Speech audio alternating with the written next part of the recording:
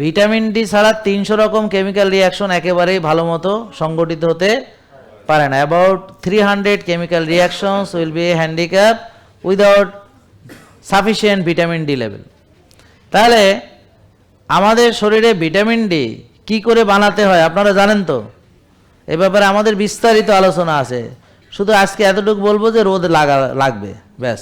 আর গতকালকের ভিডিওতে আরও বিস্তারিত আলোচনা করেছি, ওইটা দেখবেন একটু, কারণ ওখানে অনেক কিছু বলেছি। প্রতিদিন এক আলোচনা করে লাভ নেই।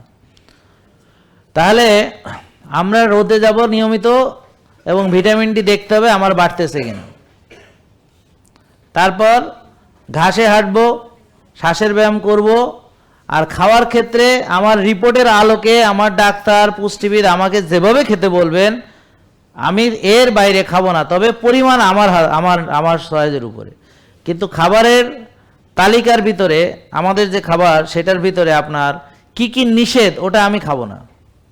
যা খেতে বলা হয়েছে সেই খাবার আমি আমার রুচি অনুযায়ী পরিমিতি বোধ বজায় রেখে খাবো। এবং listen to your body language. পরে এসে কয়েন না আমি দুর্বল হয়ে গেছে আপনার এই খাবার খাইতে, এটা হইতে পারে না। আপনি আমাদের খাবারকে কেউ জীবনও দুর্বল হয় না। সে হয়েছে করছে কি জানেন, সে নিজে নিজে পণ্ডিতি করছে। সে ভাত রুটি ফল দুধ ছেড়ে দিয়া সে আমাদের কোনো প্রোডাক্ট তো নেয় নাই, হ্যার মতো খাইছে ওই যা খাবার সয়াবিন তেলে রাইন্দা রুইন্দা বা ওই চাষের মাছ চাষের গরু চাষের ছাগল চাষের ডিম ইত্যাদি। আর পরে রোজা রাখছে বেশি বেশি, আর না খেয়ে খাইয়া মাথা গুইরা পড়িয়া শীত পড়াং, বুঝলেন নাই? তো এটা তো আমাদের পদ্ধতি না। তা আমাদের ধাপগুলো প্রথম হলো যে সে যে ভাত বন্ধ করলো ওর হুমায়ুর কত জানা আছে জানে না,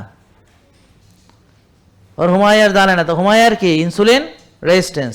তাহলে ইনসুলিন রেজিস্ট্যান্স সহজভাবে যদি বুঝতে যাই, যার কোষে জায়গা নাই, কোষে ওভারলোড, অতিরিক্ত চর্বি জমে কোষ দখল হয়েছে, তার ইনসুলিন রেজিস্ট্যান্স হবে, হুমায়ুর বেড়ে যাবে।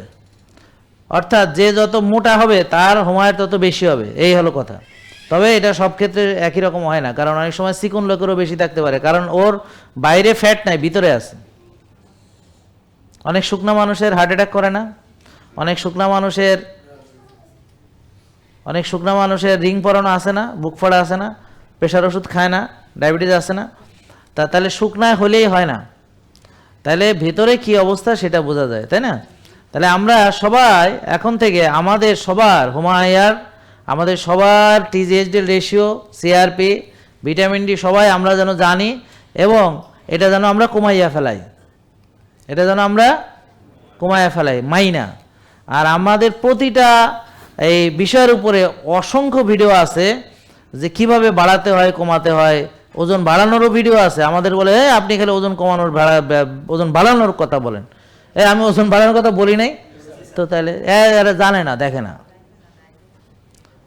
তাহলে ওজন বাড়াতে হলে স্বাস্থ্যকরভাবে আমাদেরকে খাবার খাওয়া, প্রোটিনযুক্ত খাবার খাওয়া, 1.6 গ্রাম থেকে 2 গ্রাম পার কেজি বডি ওয়েট, এইভাবে তার প্রোটিন খাওয়া, প্লাস তাকে ভালো ব্যায়াম করা আর ভালো ঘুমানো।